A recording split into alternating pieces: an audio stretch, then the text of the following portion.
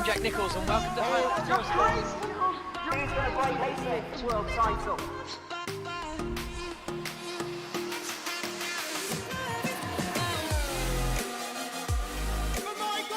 Oh, he's done it! And look at these two go! He's going to do it! His first victory! The World Championship is done. What a race it's been!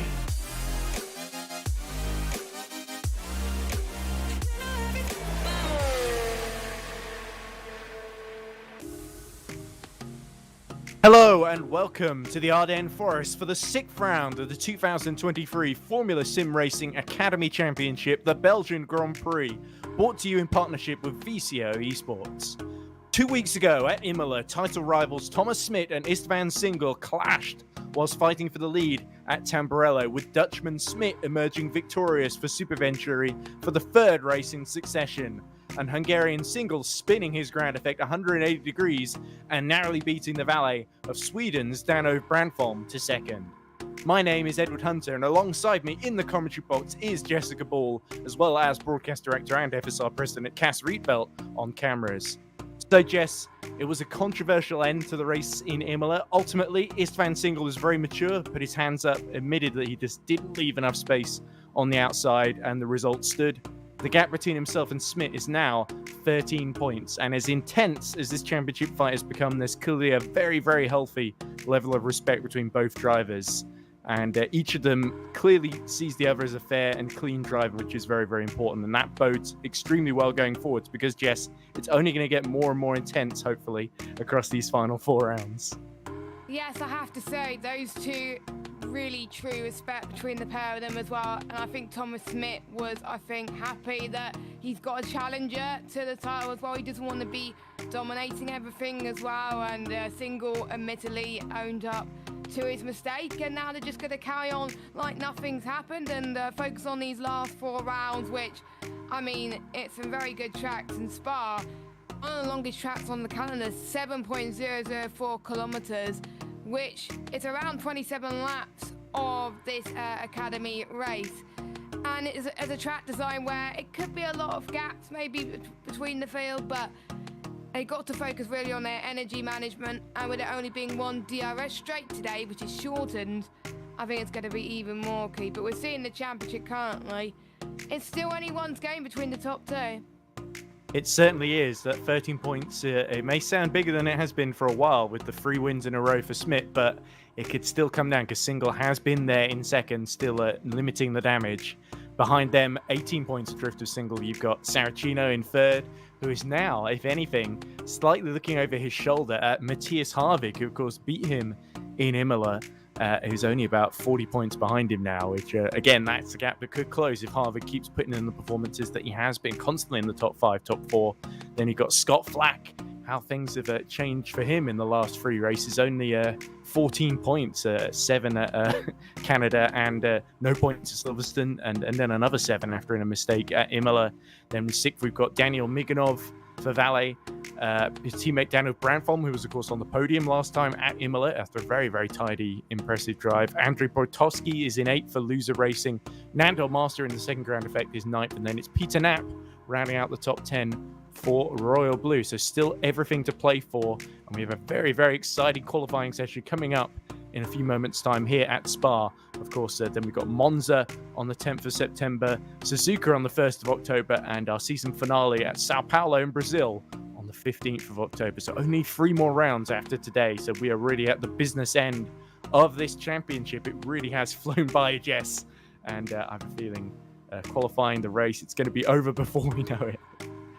Yeah, we know Imola Turn 2 was the most difficult out of the calendar of Tamburello as well, but it's even more technical Spa-Francorchamps today, which was originally incorporated public roads. It used to be, I think, longer than 7 kilometers, and it used to host motorcycle races back in the day as well. And the actual first Belgian Grand Prix was held in 1925. Antonio Ascari won that one. Now it's before F1 even came to the fold in Spa, and it's just such iconic. Loads of people won here. Obviously Jackie Stewart has been successful, but I think due to safety it's now the 7 kilometer track that we know and love today. Quite sunny at the moment with 9 minutes still to go in qualifying. And the track temperature a bit cooler than what we saw in Imola. I think it used to be 37 in Imola. It's 31 degrees track temperature, which I think is going to be probably much more relief for the drivers, but that doesn't mean they can't manage their tyre temperatures. Tyre temperatures is even more important, especially because they don't want their tyre temperatures to be cool. But we can see Thomas Schmidt out on a lap time now, and we'll see if he can replicate his winning form as we've seen many races now. Yeah, and unfortunately, we do see only 2 ground effects in the form of Nando Marsa and I believe Lucas Viscott is there as well. But we do not see our man second in the championship, Istvan Single, anywhere in the 28 starters, unless I am very much mistaken and Single is just running slightly late and we'll just blast a lap in right at the end. But at the moment, no sign of him. No, and there's no head or tail of him anywhere. But another thing to really keep in mind here is a new rule that's been brought in for this race, I believe, which is a bit of battery management in qualifying over a single qualifying lap, not just in the race as we saw before. So that means that over each lap, there's a set number of time that you're allowed to use the battery, get on the push to pass to sort of use the extra energy in that powertrain at your disposal. And so a lot of drivers are going to be using that very, very strategically. And I think Smith is going to be first to give it a go. So this is where it's another variable that could really shake up qualifying. And those who are quite sensible know how to gain time in the right places are going to get a big advantage here. Yes, as we can see, Smith going towards turn 1 now, which you can try and go for the move on the inside of La Source if you're feeling very, very brave, and going up the hill past the pit lane, heading towards the famous Rouge and Radion. And this is where we start to see the DRS straight when they're within 7 tenths of each other, quite shortened to what you see in real life as he heads towards the Lecombe chicane, which is very tight, heading towards the right and then left and then right in the Super Venturi car so far. He's been looking really fast in practice. He was setting 143s, but it might be race trim that he was practicing first before he was doing quali trim. We thought we had a bit of a panic attack, didn't we? Yeah, because we saw him go out on hardcore bad the tyres. Yes. And we thought that he set 143 on hards, but no, it wasn't. It was on some soft ones. But 29.1 is his first sector time currently at the moment. Just a banker time as he gets used to the track. True, but I tell you who's not hanging around, the 2 valets of Dmitry Zaharov and Alessandro Maggio. We see Maggio have such horrendous luck on the first lap in the last 3 races, but that hasn't dented him. He always keeps coming back, always keeps trying again, and he's gone purple in the first sector, 28.9. A very competitive second sector time, 49. Actually, no, it's quite slow, actually, isn't it? Because everyone else in the 45s and 44s. It's actually Smith who sets a purple middle sector there, so that is actually more along the lines of what we were expecting then, 44.392. So here we go. Into the bus stop chicane comes Smith, and this should be comfortably 144, you would think. As he crosses the line, what is the benchmark time going to be? It will be, of course, a 143.4, so even faster than what he was able to do in practice. And that is the difference of that the push to pass, the battery deployment being used on this circuit. With so many straights, Jess, it makes a big, big difference to your lap time. Yes, and it's getting hot at the track currently as well, so the more you're on this track, the better, as we're seeing Miganov on a lap right now as well. And in comparison to what we saw with Thomas Schmidt, it's not too bad, but again, the gaps will probably go bigger and bigger considering how long this track is, as Miganov goes up to the line. P3, I did say it wasn't a bad lap. He's in the 144s, so close to being in the 143s. As we're seeing, I think Scott Flatt, he came across the line in second. Alessandro Maggio just came across the line in P3. So we got 3 drivers in the 143s currently, which Mitt being around about 5 tenths quicker than Scott Flatt currently. But we got this big group, I think, from P4 all the way down into P9 within that 144 group, and they're not even that far behind as well. So I expect to see a big midfield battle today as well, and also keep an eye on Harvig as well, Matthias, who is starting his lap. He's had 29.3 in the first sector as he's passed 002. Going a bit wide there as he heads towards Paul Frere, but he's throwing the hammer down as he heads towards sector 2. But can he do anything to stop any of the midfield drivers getting their way? It was very interesting. Joshua Cresswell, who's the team boss of SimSpark, was moaning about Saracino being held up by Harvick the entire race, and I was entertaining to watch. He said, "Oh, it was frustrating for me to watch." And my suggestion would be just sign Matthias Harvick. He's an independent driver. He might say no, of course, because he loves. He likes to ply his own furrow, of course.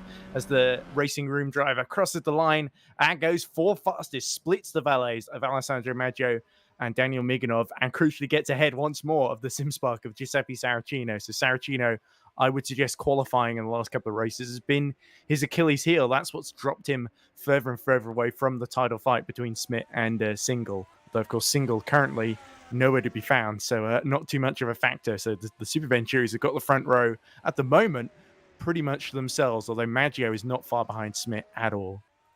And that's going to be very good for the team's championship, because it's not just about the drivers as well. And Scott Flack really, there's some races where he didn't shine. There were some races where he was very unlucky, like Silverstone was one of those notable ones where he disconnected. But he's starting to show a bit more of his form in some races. But I think since Canada, he hasn't scored many points this season. Was a P2 in Bahrain. That was the opening round. So we thought, was he going to do well potentially here? But we will find out. As I said, 29-1 in the first sector, so not quite the personal best that we're seeing currently, but still a long way to go. Well, currently we're just looking at a grass bank, Jess. So, Yeah, so unfortunately, I was wondering if it was just me or. yeah, not seeing Flack in the pit lane, so I'm assuming that he's just come to a stop on track, or we're having some kind of technical issue here. But we'll keep you updated on the times. And 3 minutes left in this qualifying session, and it is currently Smith on a 1:43.4. Scott, so that puts him half a second ahead of Scott Flack. Remember, we thought Smith being on pole by 2.5 tenths in Imola was a big margin. Now he's going to exceed that yet further, Jess, if it ends as things currently stand. Maggio is currently 0.012 behind Flack, so only 100th of a second there, splitting the pair. Then we got Matthias Harvick, another 3 tenths down. Miganov, a 3,000ths down on Harvick.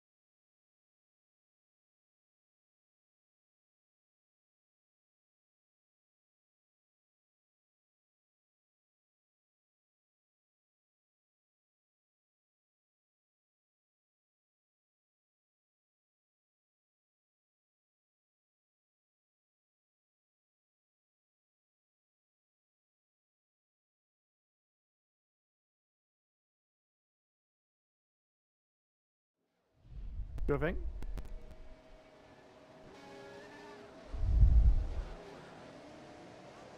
Hello, and welcome back to Spa-Francorchamps. Apologies for the technical difficulties there, ladies and gentlemen. But we've just seen a very, very close qualifying session with Thomas Smith just snatching pole position from Matthias Harvig in the dying seconds there, Jess, with Scott Flack in third on the grid, Maggio in fourth, and Peter Knapp actually getting the Royal Blue into fifth place on the grid there. So Matthias Harvig really put the cat among the pigeons there, getting himself onto the front row, and almost gave Thomas Smith a bit of a heart attack there and almost stole pole position from him. That was a very, very canny management, and he timed it very, very well right at the end there.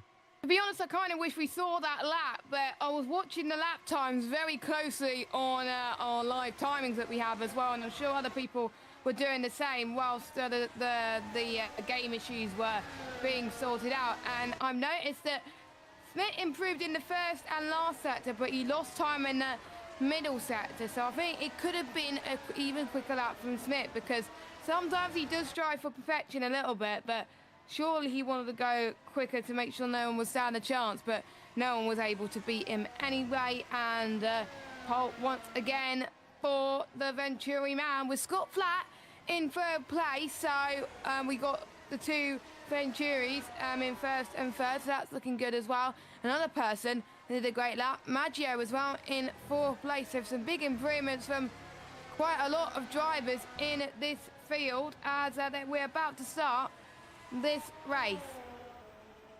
Yep, it won't be long now as we see Scott Flack just getting to the end of the pit lane, doing a little practice start. We've seen so many races go wrong for Scott Flack in recent history, and he'll be absolutely determined to back his teammate up or potentially even challenge for the win if the opportunity arises. But Matthias Harvig, many people, I think, very, very impressed by the independent driver here, including Stavros Musaidis, who, of course, drives for Valet in a World Championship.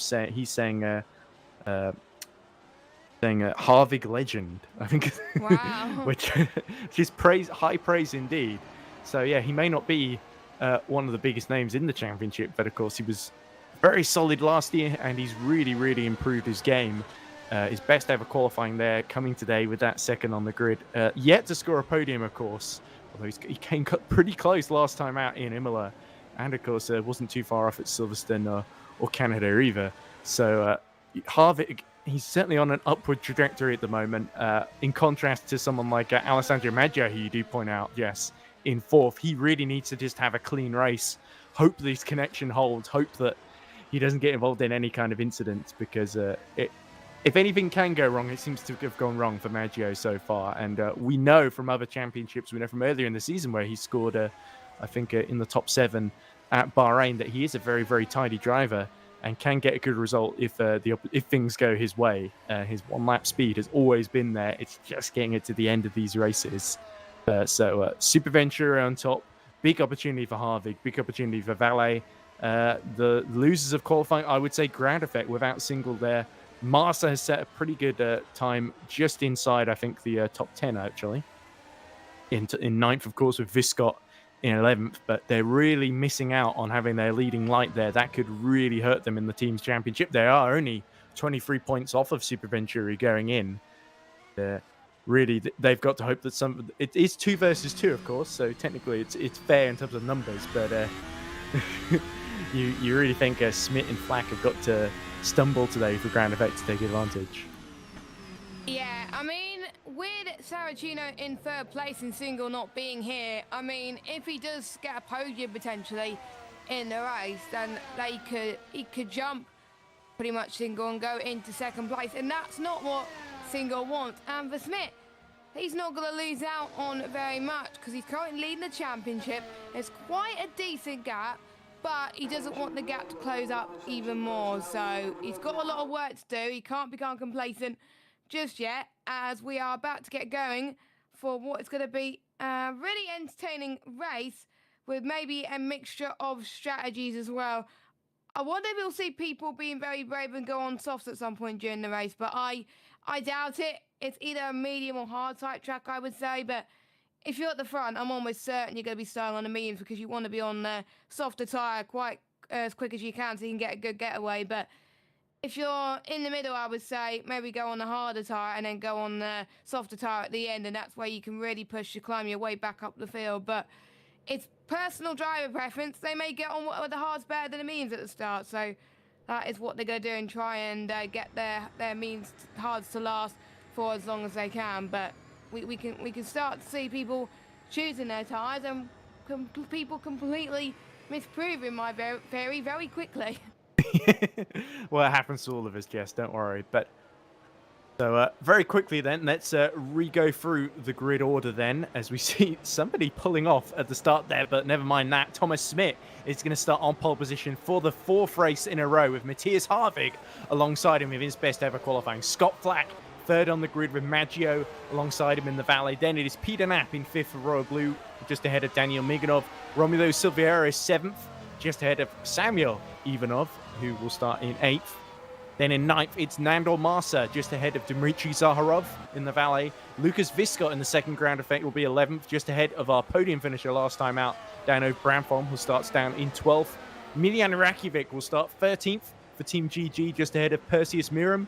Then it is Fabrice Morlato in 15th, just ahead of Thomas Andrew Marizoa in the Royal Blue, who will start 16th. Sophie Jones will start 17th, ahead of Cedric Bill.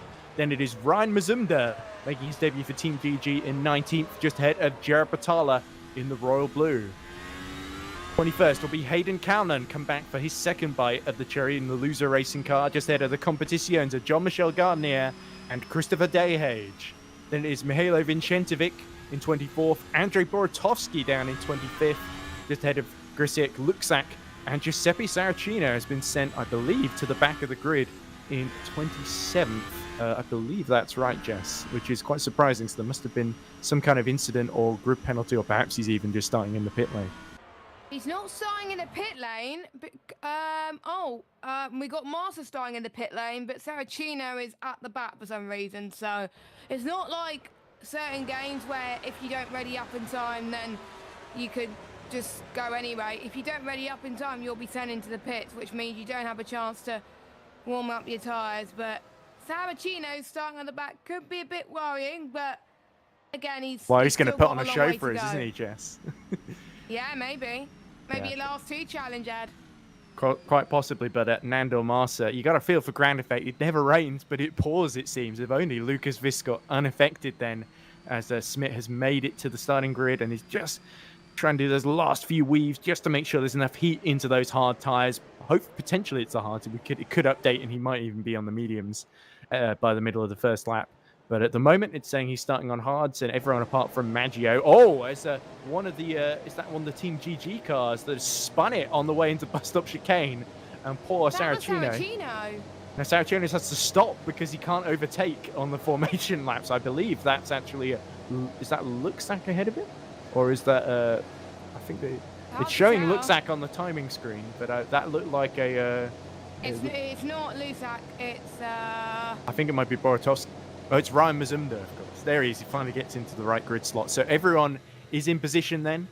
There's Saracino right at the back with Smith right at the front then. The lights will illuminate in a second. We'll be getting underway at Spa then. Tensions rising. Big pressure on Matthias Harvig there alongside him on the front row. Big opportunity for him today to get a great result. But he needs to make sure it's a clean first lap then. And the Super Venturis look really far forward in that grid slot compared to Harvig. So that really shows he's not used to running that far up front, Jess.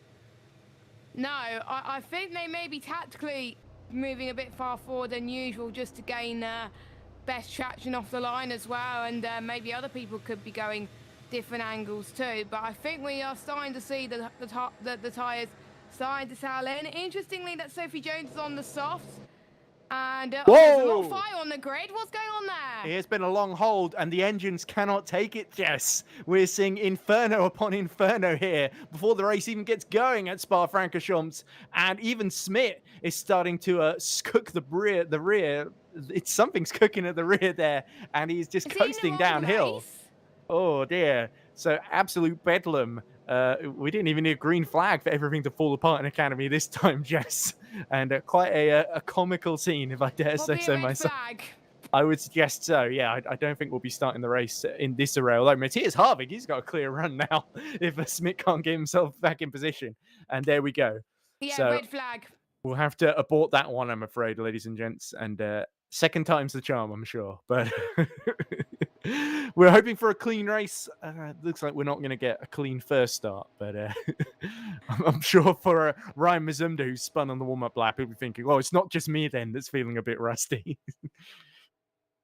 Yeah, so I think they'll be going for another warm-up lap just to make sure everything's okay again, and then they're going to be doing another formation lap. So luckily, they don't have to rejoin, I don't think. They could just keep going. But yeah, a bit weird about what has happened, to be fair. But hopefully we're still able to keep going. And apparently there's a lot of banter in the chat about what just happened. Yeah, it's the weirdest start I've ever seen in my life. Well, it wasn't the start. That's the thing, Jess. Exactly. It was like, I'm just trying to remember what it reminds me of, but I can't think of anything. It reminds me a little bit of the Nürburgring 1999, where everyone was trying to anticipate the start, and then the lights didn't look like they were going to change, and then they aborted the start as it started.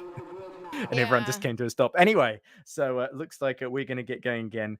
And Robin Pansar says, cancel the race, go with a barbecue instead. So it's great to see so many people engaging and watching from the up higher categories, because they, of course, know they'll be in action a bit later on. Pansar, of course, drives a race clutch in the World Championship.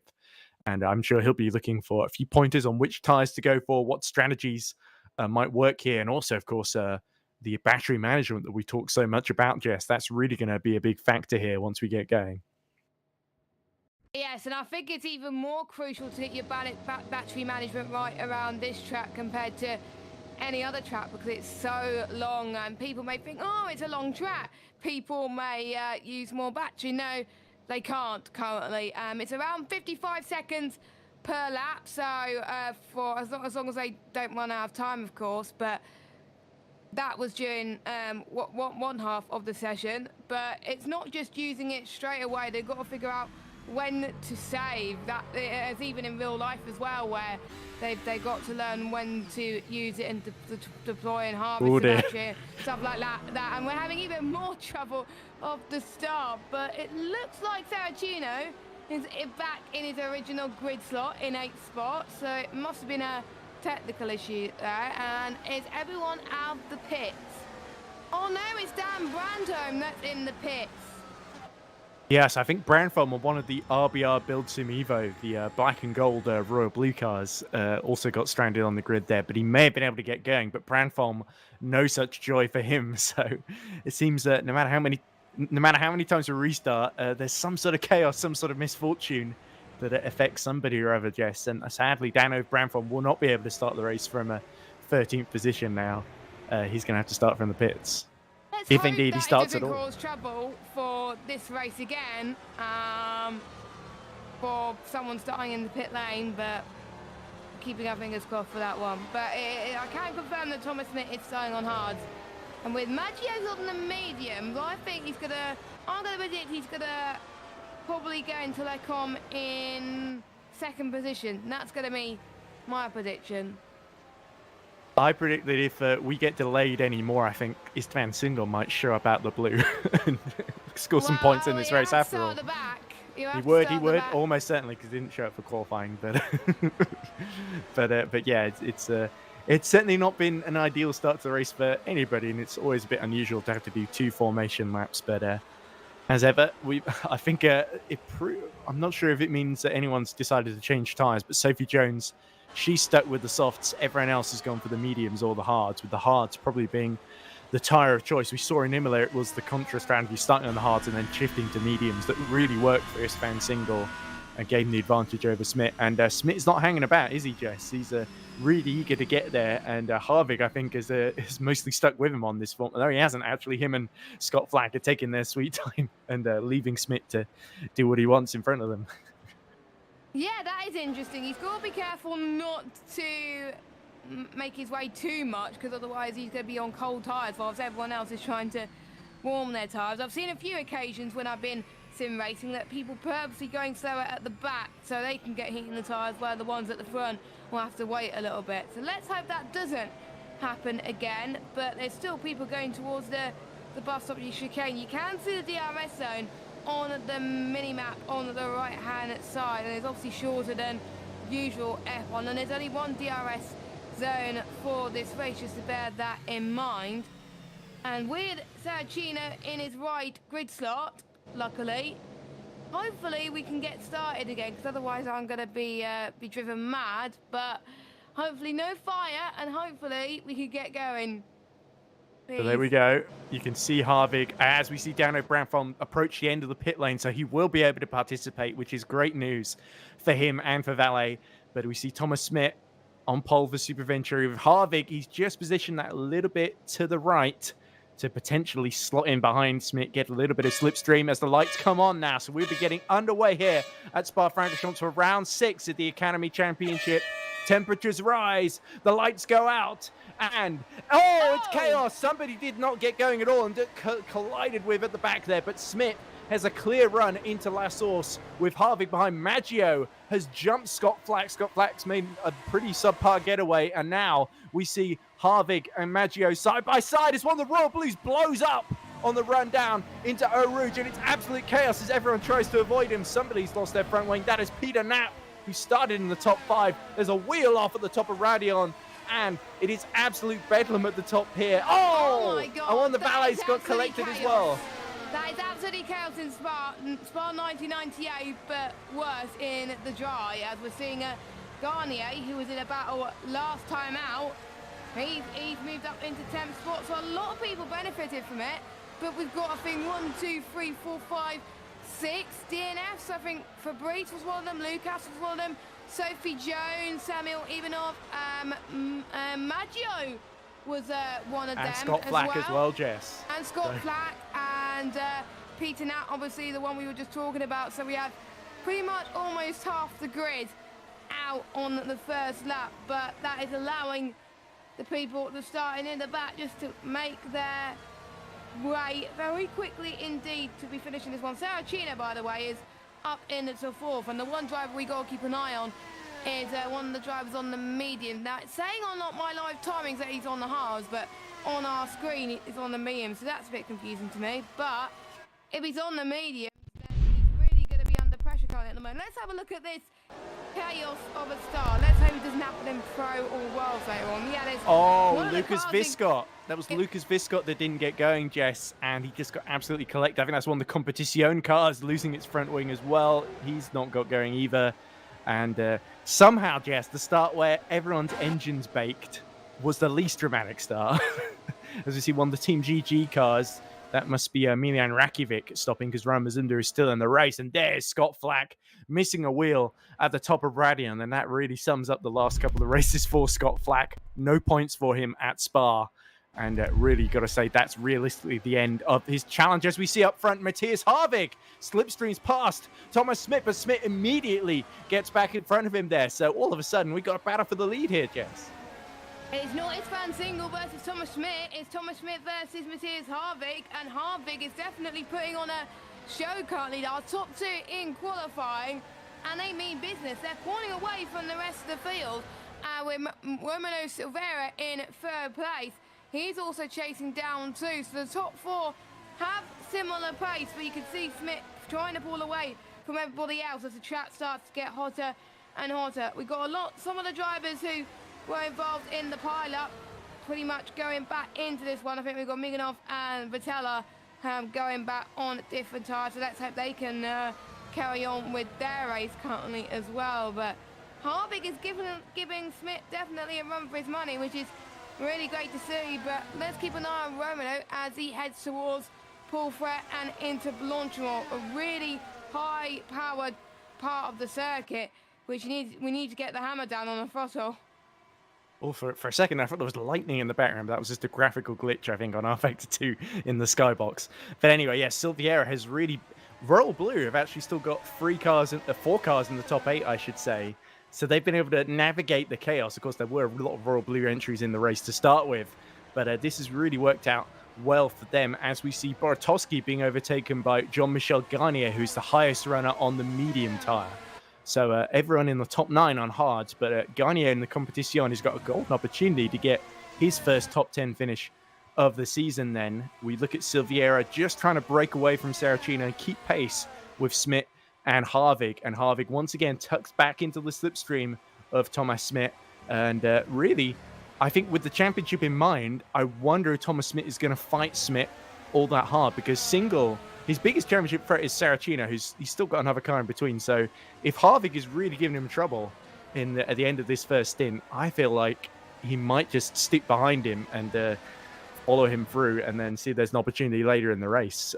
Or being Thomas Smit, I think he might prefer just to try and pull away up front. Yeah, I think so as well. And with obviously a 5-10 gap and slowly increasing, if Harvick doesn't try and close in and get past, then the likes of Saracino may try and close up, and that's more points lost for the likes of Harvick in the championship. And Saracino would want to take advantage of that going forward as well. But everybody else seems to be having their own little battle. And what I found around here is it varies between what strategy you go on to, whether you pit earlier or pit later. It may depend on where you are on track, because if you go past some traffic, that is where you're going to be in a lot of trouble, and that's where you're going to lose a lot of time. But Harvick gained, I think, about a few tenths on that final sector alone as they both head towards the start-finish straight then. And obviously with no DRS here, usually people will try and send it up the source through here, but it's the con we've got to be thinking about. And if he's within 7 tenths, Harvick, then he could gain on Smith, but he's around 5 tenths now, so he's almost hovering in terms of DRS detection at this point. So we've got to keep an eye on to see if he can get that detection point. I think he's reached it, so this could be his chance over Lee. He's gaining the speed on Smith. Yep, DRS is enabled then, so heading towards the com. Smith plants the car in all the right places and stays ahead of Harvick up front. And the big question is Thomas Smit using his battery to defend there and sort of make sure that Harvick can't get alongside him like he did a few laps ago? Because he's only got so much battery to use in this race. So he'll have to be careful, because Harvick could outfox him here potentially by saving potentially the other good overtaking spot on the track is maybe into bus stop at the end of Blanchimont. So if you can get the run from Paul Frere through Blanchimont into bus stop, and Smith's already used his battery up, then potentially Harvick could strike and catch Thomas Smith out. But Smith, we've seen before, he's such a canny operator. He's so difficult to pass. We saw it with Sinkel last time around in Imola. We saw Silverstone, where Smith just disappeared into the distance. We saw it in Canada, where Smith again got his first win by strategically outfoxing Sinkel and making that extra pit stop. So Super Venturi, they may only have one horse left in this race, but so do pretty much all of the top 4 apart from Royal Blue, I think. So here is Harvick. He's doing exactly what I said he would. He's getting very close into bus stop. Potentially, he could try another run then into down Eau Rouge and into Radion. I think he's gained a bit more time on this lap compared to last lap, and he set a lap time last lap that was about 3 tenths quicker than Smith, and he's even a tenth quicker this lap as well. It was all a bit of a squirm past La Source. Didn't get the best of exits, does Harvick, but up the hill towards Eau Rouge in 7th gear at the moment, and he's going to go into 8th gear as we head towards the Camel Straight. I think he's lost a bit of time for Eau Rouge, so he's not too confident. Yeah, and I wonder if Schmidt is going to be using his battery to defend once more. DRS enabled for Harvick again. It's just that first half of the first sector is where he loses the time. During this part of the lap, he's fine. But when it gets to Eau Rouge and Radion, that is where he struggles. And unfortunately, if he was around 2 tenths of a difference for the whole lap, he would have got him fine. But he lost a few tenths for one bit of that lap. That just cost him a little bit. But that makes it for a really good fight, and I can't wait to see that continue for the rest of this race, hopefully. Yeah, and let's not forget, by the way, Jess, that Super Venturi, Thomas Smith has got Marco Frelick and the entire team there. Even Scott Flack is out of the race there to give him advice on what to do and how to handle this situation. I mean, here's Harvick. It's basically himself, essentially, in that racing room car. He hasn't really got that much support behind him, so he's doing an absolutely incredible job to challenge our championship leader, to keep Silveira and Saracino, who are no slouches whatsoever, at bay in this stint. So we've got to give praise where it's due. Cedric Bill looks like he's dropped behind his teammates Persis Miriam and Thomas Andrium Harizoa. as we're seeing a lot of action. Massa falling back through the pack, actually, down to 10th.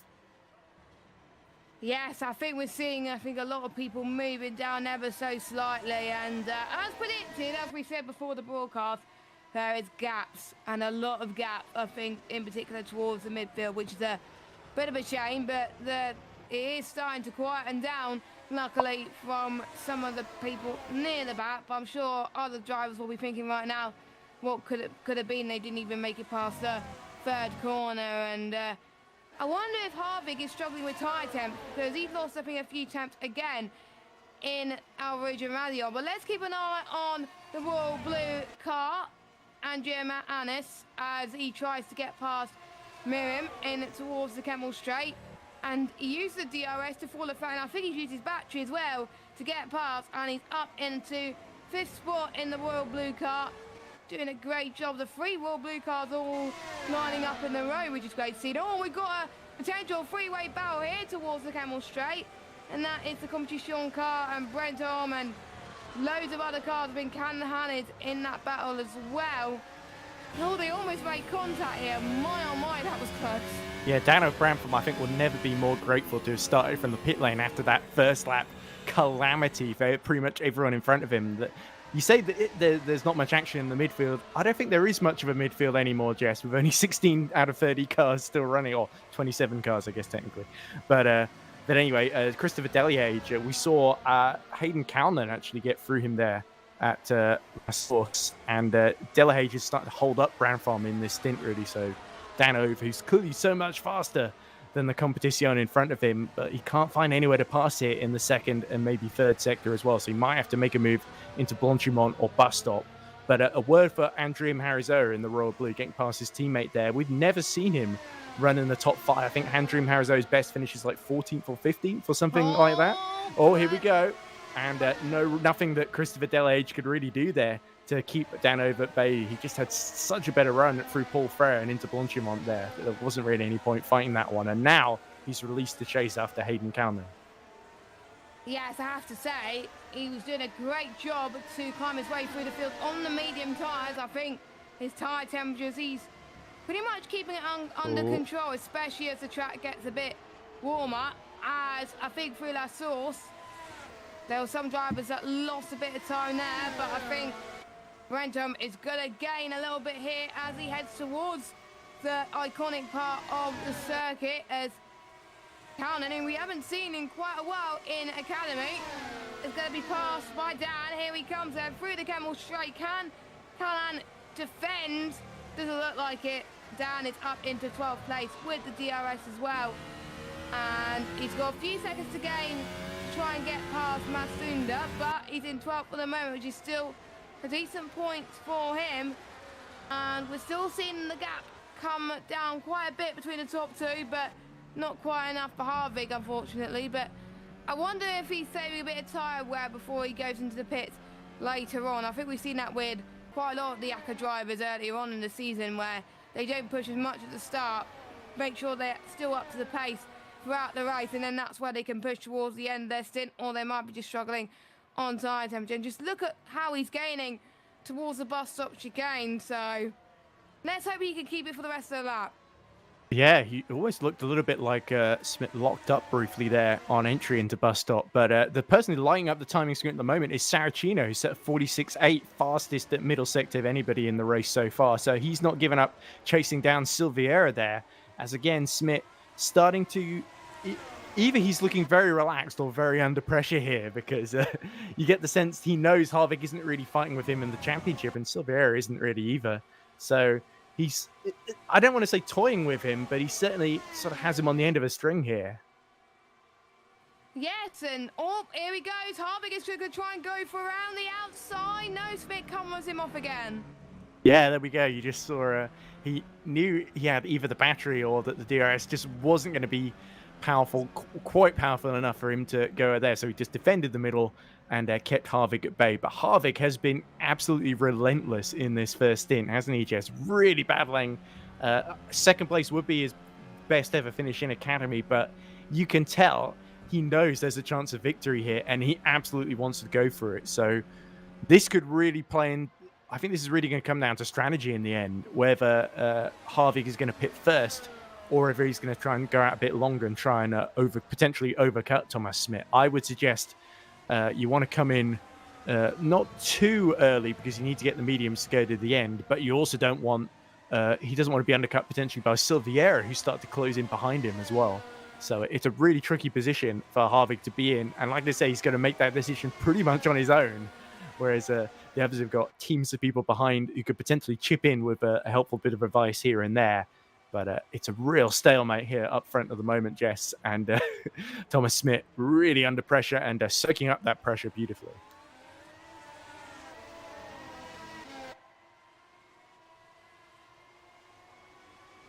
So lap 9 begins then. And Smith starts to extend the gap just a little bit. It's hovering around 0.7 of a second, 8 tenths now. So it's going to be difficult then for Harvick to get into DRS range. Here is Cedric Bill, who himself, he saw his teammate Andrew Marizoa get past Perseus Miram.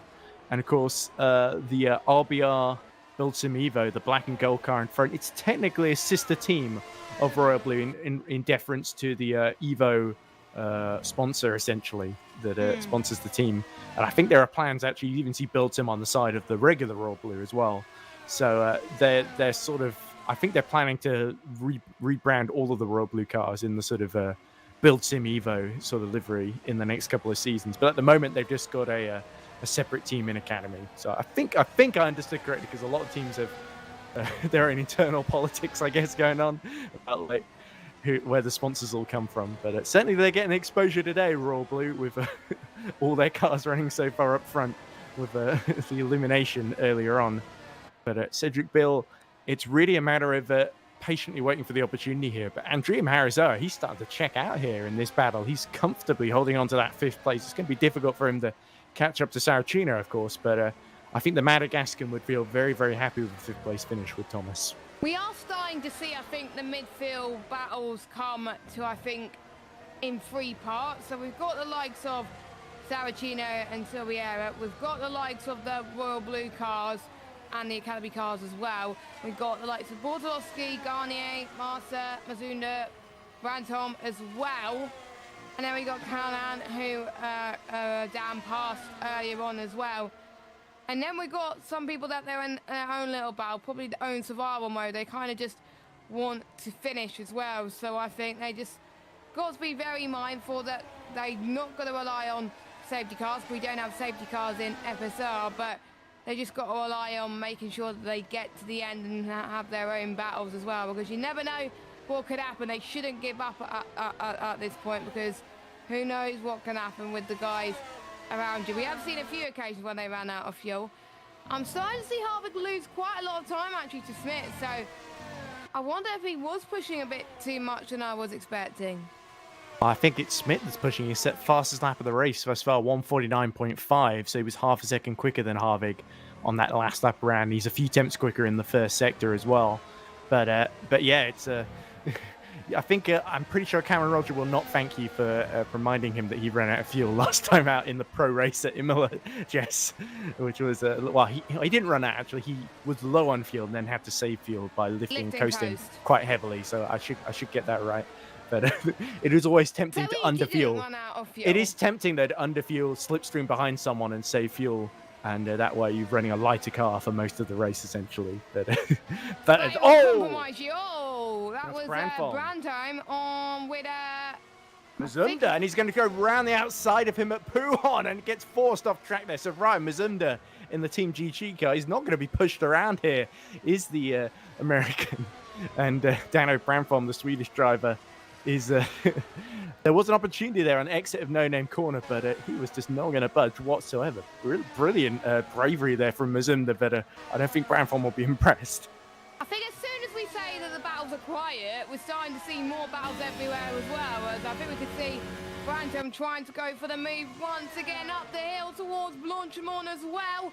They're trying to leave as much space as they can, but it's very difficult. One of them's almost off the track. Oh, that's Mazunda. That's Mazunda as well in the background. But Brandholm keeping it together out front, stays in 11th spot.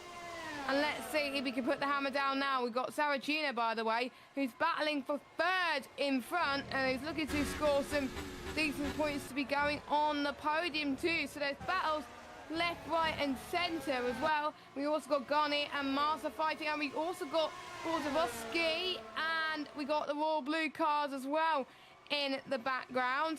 Is it going to be free wide into Lecombe?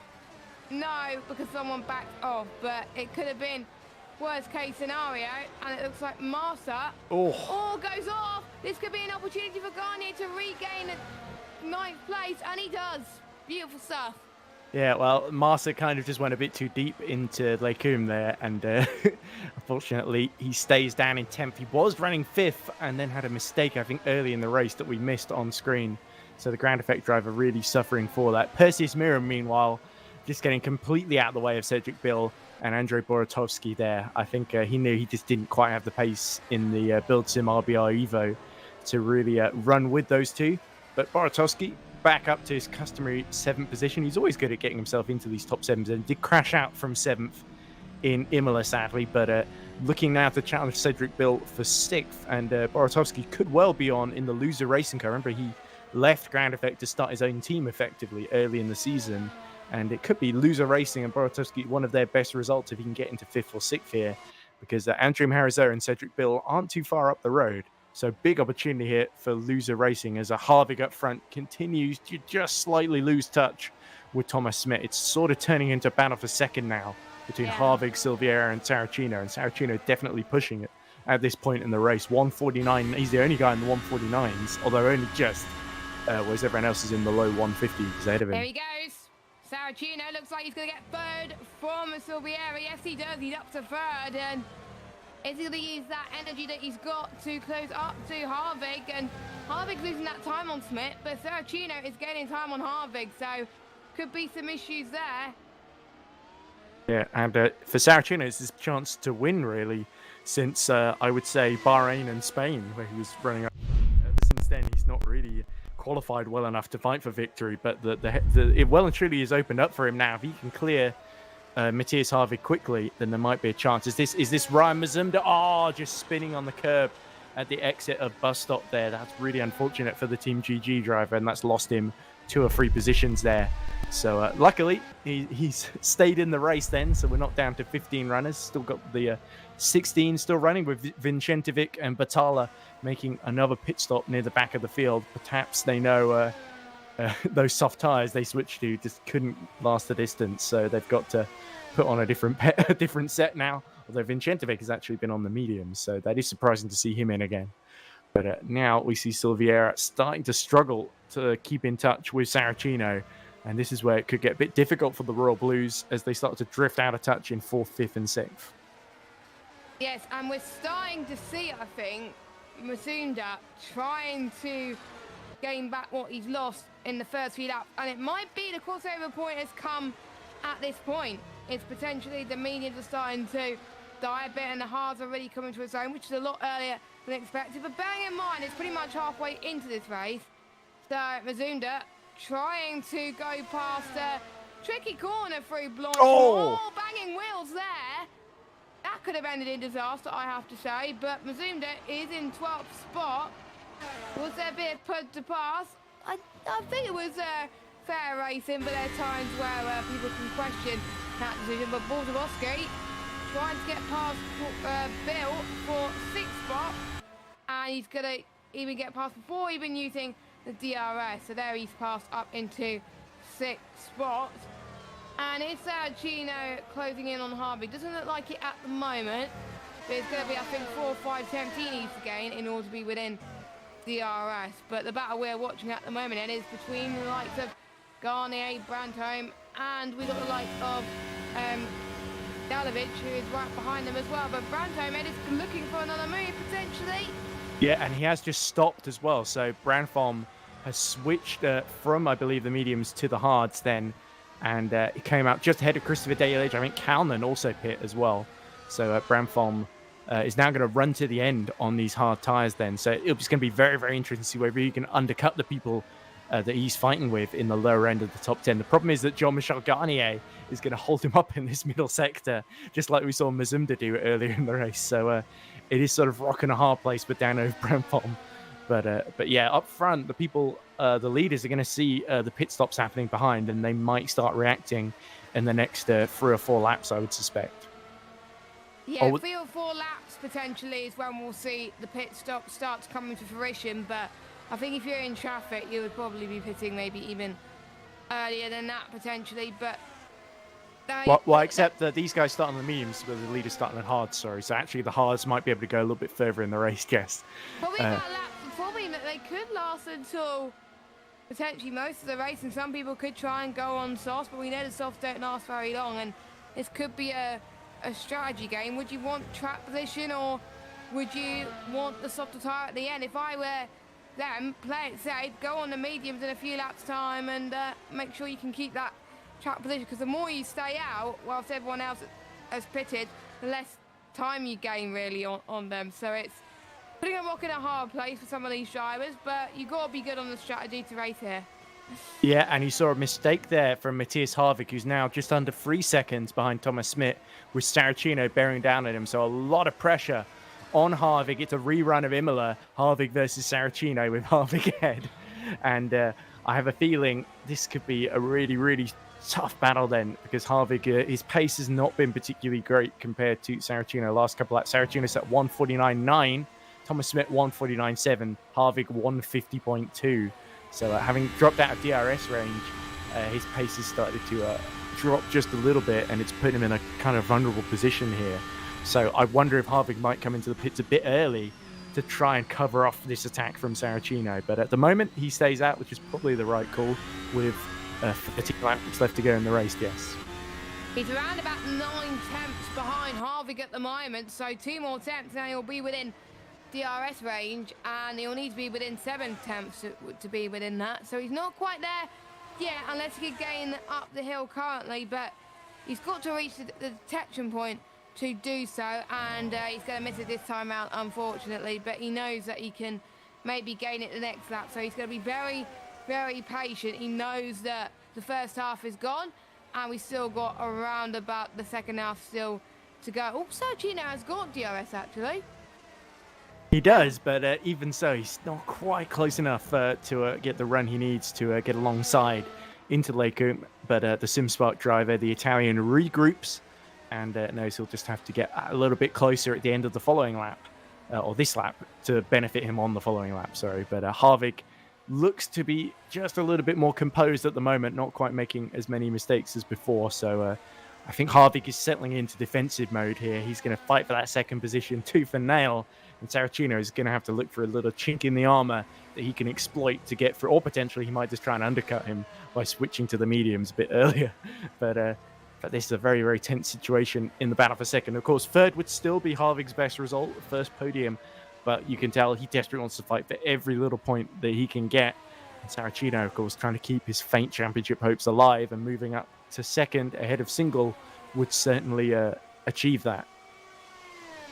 Yeah, and I think we're not that long to go until the end of the season. If they start to make mistakes now, it's really going to show when they head to the likes of Monza, Suzuka, and then Brazil for the final round of the season, and they come into the pits. Yeah, and Smith is staying out, so it's Harvig, Saracino, Silveira, that all three from second, third, and fourth all coming in then. So Andrew Marizoa, is he going to stay out? It's going to be quite close, actually, if he does, between these guys. But he twitches a little bit, and he is coming in. So very sensible driving by the Madagascan. Bortowski, though, he's going to stay out. And Harvig should be out the pits first on the mediums then, with Saracino closely in tow. Bortowski is definitely going to come out behind Silveira, I think. So there we go. So Andrew Marizoa has decided to follow the leaders in, and he's hoping that undercutting those guys around helps him maintain that fifth place in track position. Here he is exiting the pits, and he's going to come out, I think, behind Perseus Miram. Yes. Oh, and is that Brandholm making a move in the background on Ryan Mazumda down the start-finish straight? Yes, it is. And Brandholm, having pit earlier for the hards, is now back up into the top 10. Yes, Brandholm doing a very good job on his tyre management as well, but he's got to be careful to save it for the remainder of this race now. But he's pulled off a gap between himself and Mazumda now, but he's got to find a few tenths between himself and Miriam as well. We've got a mixture of strategies going on as well. And here's Garnier and Mazunda. Mazunda's got the DRS, so is Garnier, but Garnier may be running much lower downforce potentially, because it is a track where the lower the downforce you run, the better, but it's going to be harder to get through the tight corners here for such as No Name and P1 and stuff like that. So ideally, I think you don't want to be running medium downforce, but the lower the downforce, the better. Obviously, you don't want to be running too much lower wing, because you can be in a bit of a sticky situation. As Garnier trying to go around the outside into P1, and we can see Mazunda close the door through that into P1. Yeah, there's no room on the inside then for Jean-Michel Garnier, so we'll have to wait a few extra corners. But Mazunda looks like he's really struggling out there on the harder tyre. I think his last lap was in the 52s or something like that. His best lap's a 151. As we see Saracino sets a purple middle sector, just a second behind Harvick. So he certainly hasn't given up, as it looks like Smit has still yet to pit then. So this is interesting, because Harvick is now inching back into the pit window, as we see Boratowski and Cedric Bill into pit lane. So they're going to come out behind Andrew Harizoa then. I'm a bit intrigued as to why Smith is staying out. Maybe he does want to go onto a set of the soft tyres a little bit later on, or maybe he wants to go and have maybe push a little bit longer towards the end. But this is a chance for Harvick and Saracino to really gain the pace they need. As that was close in the background. That's Mazunda. That's Mazunda that spun at the exit of La Source. Yeah, he just he didn't apex properly, I think is the term I would use. No. He just went too wide onto the runoff, and the rears just lost traction. But here we go. This is Branfon being overtaken by Boratowski, who's of course just pit onto the mediums, and had just come out behind him from the pit stop, and then was just able to slipstream back ahead. So Boratowski back into the top 8, and now free to chase down Perseus Miriam, who's also yet to stop, I believe. Oh no, Miriam did stop. So actually, this is a legitimate battle between the two. Miriam stopped 3 laps ago, as Saracino again sets a purple middle sector 45.7. And Smith refuses to pit, so he can't be running the hards to the end, because he's got to switch to a different compound at some point, I believe. So he must be trying to run either on the softs, like you say, Jess, or he just really wants to push the mediums for the final 8-7 laps or something like that. You can see that Harvick is gaining on Smith. So the more time he's staying out, if he goes onto the mediums, then that's meaningless for Smith at this moment in time. I think at this point, he's got to think about the long game. Yeah, and Saracino sets fastest lap of the race and gets within half a second of Harvick as well. So he's going even faster.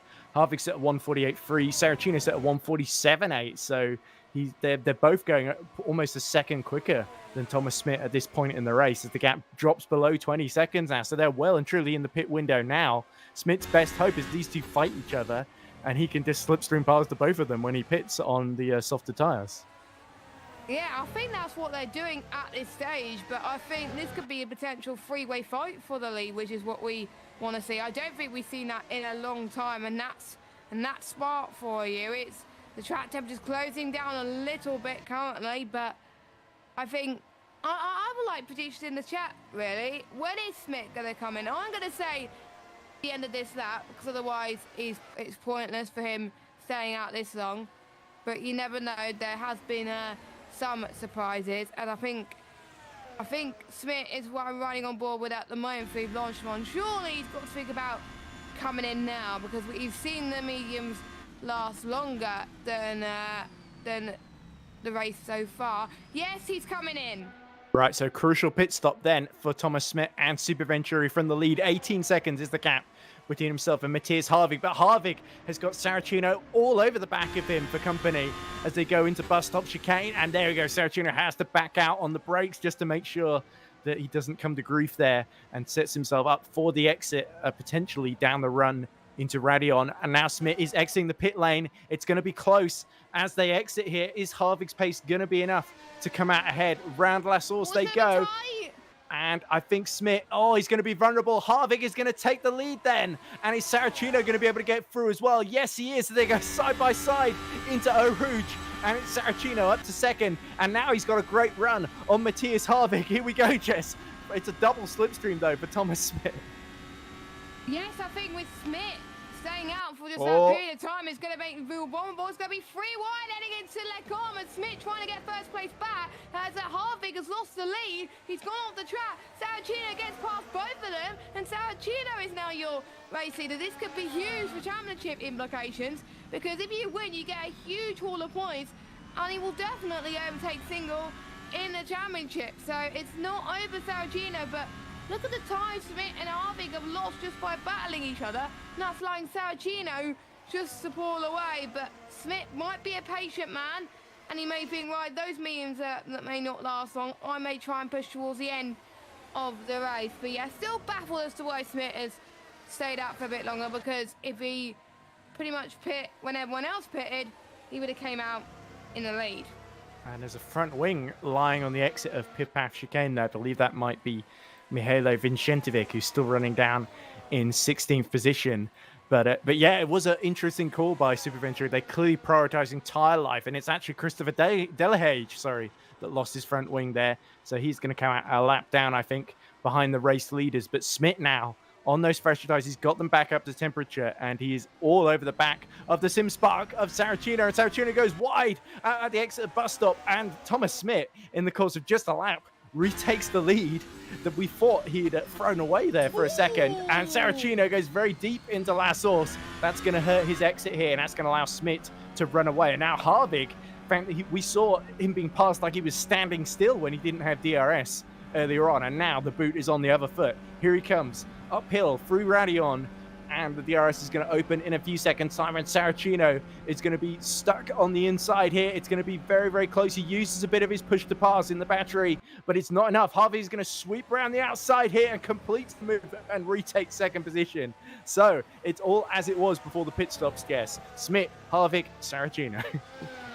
Yes, and you can see Smith pulling away now, and it may have just taken a long time for Smith to warm up his tyres potentially around Spa, and with it being cooler than some other tracks, then that's potentially why. But it's still not over, like we were saying, and with the high elevation changes, that could work well into Harvick's favour. But I think there's quite a few drivers that may have been a bit too complacent, but it is a long race coming up as well. There's still mistakes that could happen from Smith. So as it stands, Smith will be still leading the championship by quite some way. But if there's anything for Saracino to stop Harvick from getting second, well, he's going to have a lot of work still on that front, but it's going to be a great battle, to say the least. Make sure you stay tuned until the end of this one, and after these 7 laps are over, we've still got more to come. We've still got Pro coming up at around 4:30 UK time, so make sure you don't leave this YouTube channel, because we've still got Pro and also World at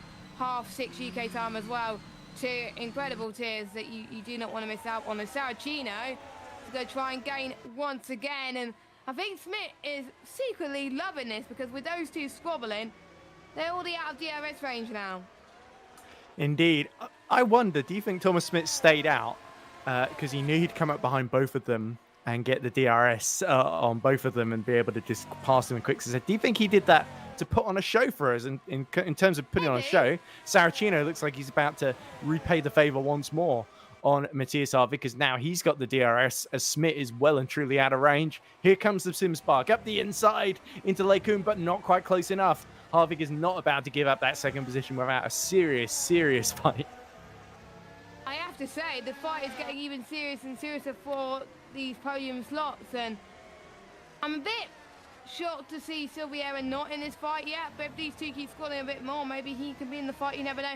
I think it's the top 4 that we've got to watch out for, and then everyone else has got a big gap, as we've got Kalnan, who's in the pits currently, and we can see Branton using the DRS to try and gain some more time on Bortolowski at the moment. But I don't think you're meant to use DRS anyway, because he's not within 7/10. He might be lapping someone, Jess. That might be why he has DRS.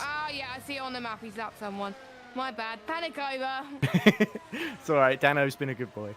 But yeah, he has had a remarkable recovery from the pit lane to 7th position. And he's on an alternate strategy to pretty much everyone around him in this race, going medium to hard rather than hard to mediums. So it could be interesting to see if he can hold on to that 7th place. But the fight up front, it's really between Harvick and Saracino, and it's going to carry on all the way to the finish, I fear, Jess. Bring it on, as I think we could see Saracino. It's hard to tell whether they've run out of energy at this point, so I think we're going to trust on our judgment as to whether they can get through to the end of this race unscathed. But I wonder if Saracino's using the energy now, because look at the speed he's gaining through Al Rouge then, and look at the downforce that he's got as well. Harvick closed the door, but Saracino is like, nope, you're not having this, sunshine. I want to get P2 back off you. As he heads towards the com, he goes to the right of Harvick, and he takes P2 away from Harvick, and it's not going to be the last time we see them battle for second place in this race. Beautiful stuff from Saracino, which could have some great goals for him in this championship. We also got Massa, who's trying to do the same thing on Bill too. Yeah, and remember, 18 points for second, that would be enough for him to draw level, and I think it technically ahead of Istvan Single, as here comes Massa up the hill then, through Kemmel Straight, and surely Cedric Bill is not going to be able to fight this one off, as we see Boratovsky set the fastest first sector of the race. But here comes Massa. There was nothing Cedric Bill could really do there, and Cedric Bill, who's just dropped down the order, sadly, since the start of this race, is going to have to settle for 9th position. Yeah, and I think that fight could go even on and on for the rest of this one as well. And this is what we like as well. Everyone who's on the softer rubber trying to get those tyres to make it last even longer, and the ones on the hards may be struggling just a little bit more, but it looks like Brandholm is holding his own out there on the hard, so he could be a little bit of an anomaly there. So let's look at the replay of something. We're not sure what it's going to be, but is that Garnier or is that someone else? It's Christopher Delahage when he lost his front wing at Piffback, which is what I spotted earlier, Jess. So there we go. A bit of a clumsy incident there. Christopher wasn't really under any pressure, but although I'm sure he puts a lot of pressure on himself to do well, as all these drivers do. But thankfully for Christopher, still in the race, still down in 16th, so he'll still get points for that. And Christopher Delahage, I think, just getting some experience under his belt and I'm sure he'll be able to brush that one off and move on to the next one. But Nando Marza, he's declared Bill. He's going to challenge Perseus Miram as well for 8th. So this is a real late charge for Nando Marza, who of course lost all those positions earlier on with the incident he got into, I think, at the end of the first lap.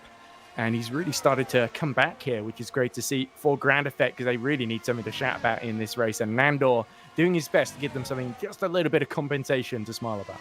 I think Mr. Redemption Master is trying to call himself at the moment, and he's going to have a Redemption number 2 on his hand if he can get past.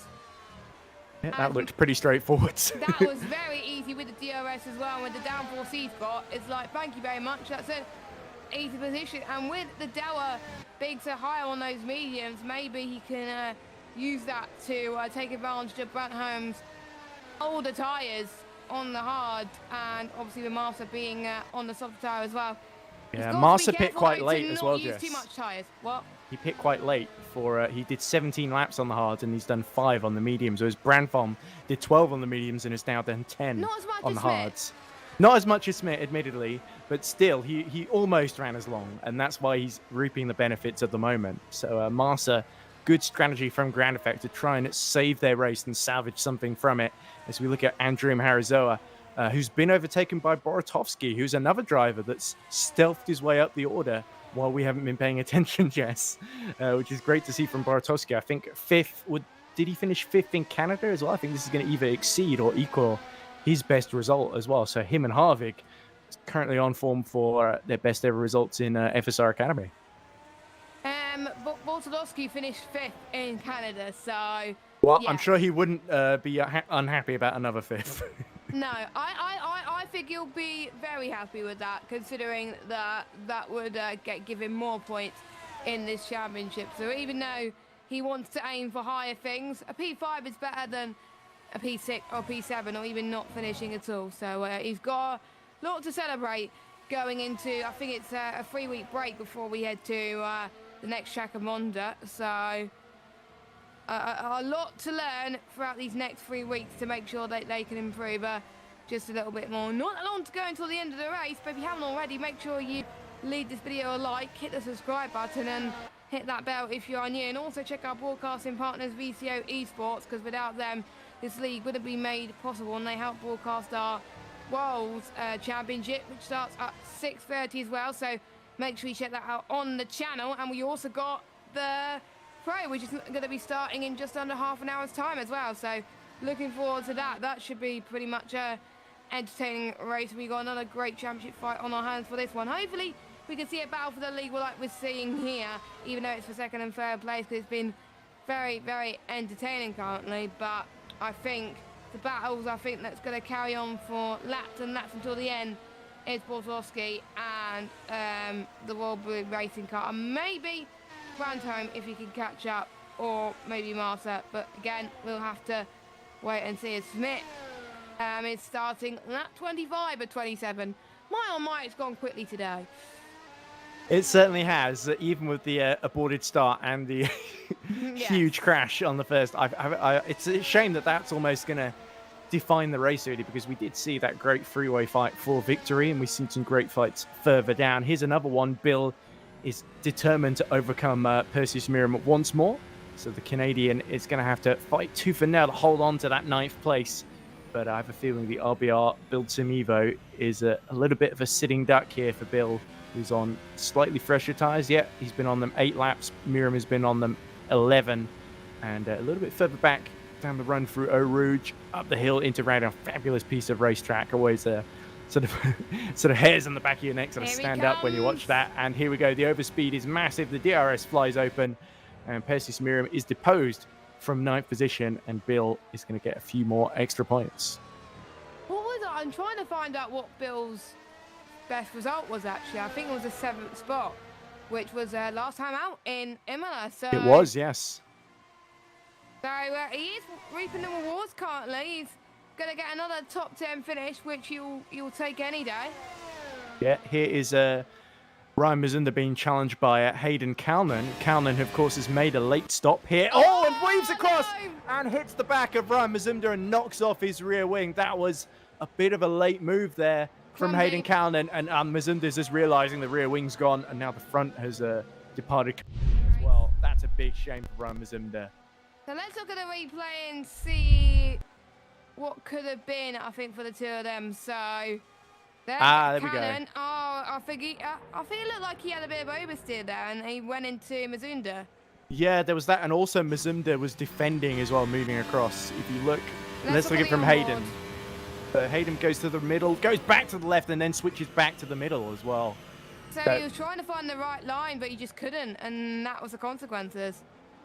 Yeah, I'm leaning towards racing incident there. As much as I love Ryan Mazunda's one of my drivers, so I could be nice to him, but I feel like they were both just weaving all over the place. Stewards, but look at the time that Brandholm has gained on a P6 currently. It's not over. He could try and get a P6 or even top 5 finish. Oh, the medium's starting to die quickly here. I think that strongly suggests it might be. And here we go. There's the lapped car ahead of them that they're trying to negotiate as well.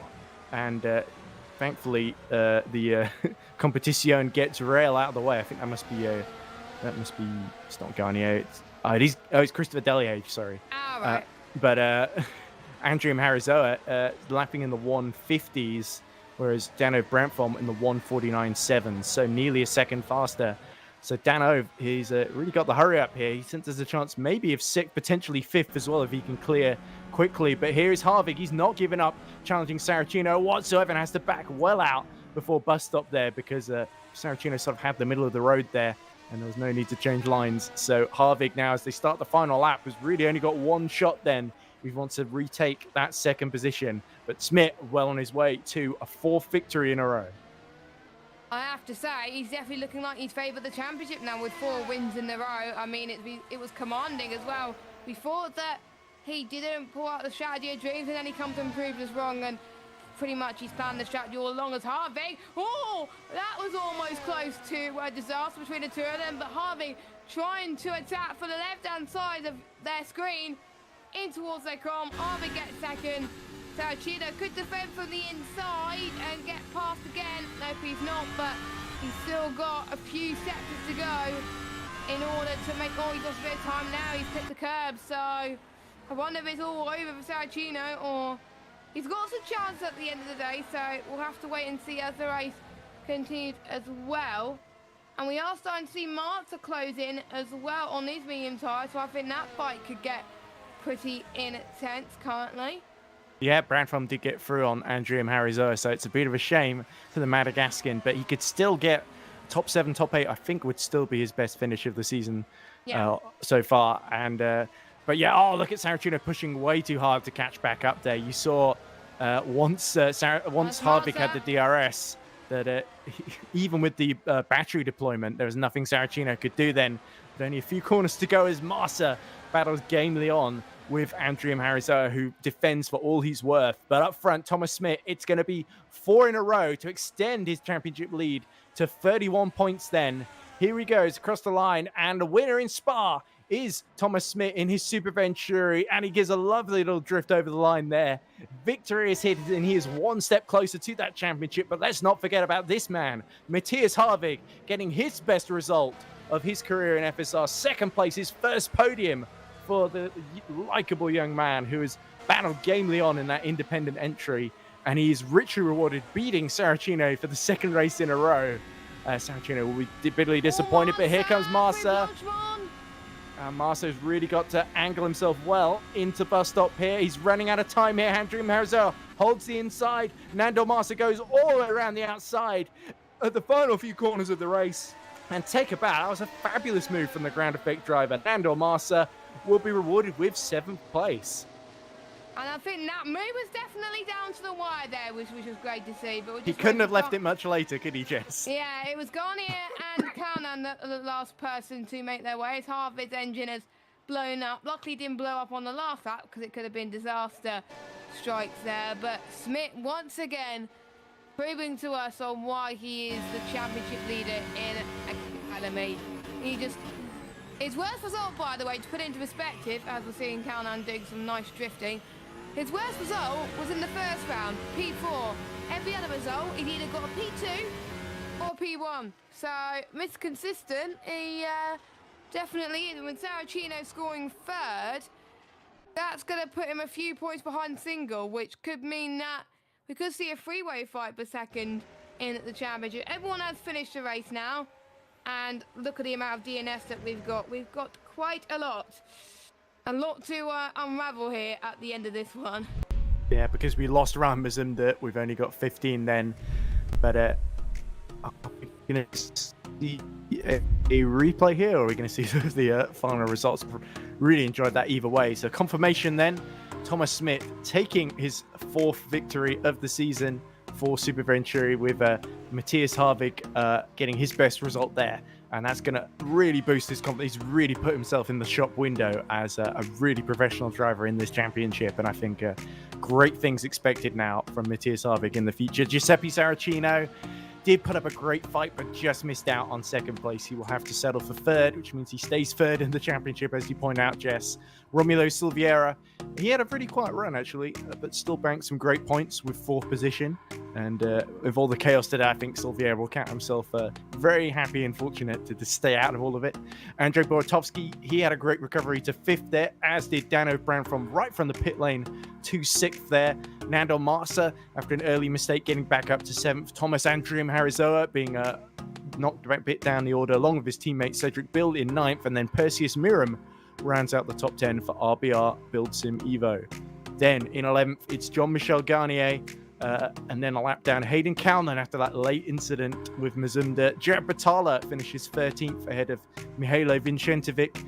And bringing up the rear of our finishers will be Christopher Delahage and our non-finishers. And it's a long list. Strap in, folks. We got Ryan Mazumda, Daniel Miganov, Gretzik Luksak, Dmitry Zaharov, Miljan Rakjevic, Peter Knapp, Scott Flack, Alessandro Maggio for what feels like the 4th or 5th race in a row, Samuel Ivanov, Sophie Jones, Lucas Viscott, and Fabrice Moore later. It was the first lap of nightmares for half the field, but for the other half, joy and elation as they scored big points today. And unfortunately, that is all from Spa. So as we look ahead to Monza and for the pro race in a few short minutes time, Jess, final thoughts then on a very, very exciting race with a lot of big results for some of our less experienced drivers in the championship. Well, I have to say, there's going to be people that, like Harvick, who wants to go for a race win in Monza. I won't be surprised if he makes the challenge to Smith and Single on that one, which could be a three-way fight. And Saracino proved that he was still in the championship as well. But Monza, if we thought turn 1 Belgium was chaotic, grab your popcorn for Monza, let's just say. But I'm praying that the same thing in Belgium doesn't happen in Monza. But turn 1, they got to brake extremely early because otherwise they're not going to make the corner. But it is producing great racing in the past. Looking forward to it, and I'm sure all the drivers will be as well. And with only 3 more rounds, any mistakes made now could have huge implications on their championship chances. Well, fingers crossed the pro race is a little bit less crashy on the first lap. Yes. A little bit less destruction, because we saw enough of that at Imola as well in the pro category. But that's all from Academy. So pro to come, and after pro at 6:30 UK time, as Jess says, World Championship will be in session at Spa-Francorchamps.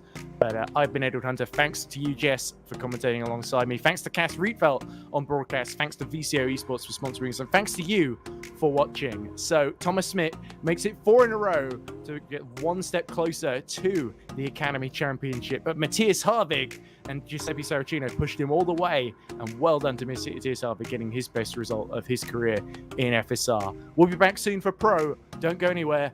Bye for now. Hello, I'm Jack Nichols and welcome to Who's going to break Haystack's world title?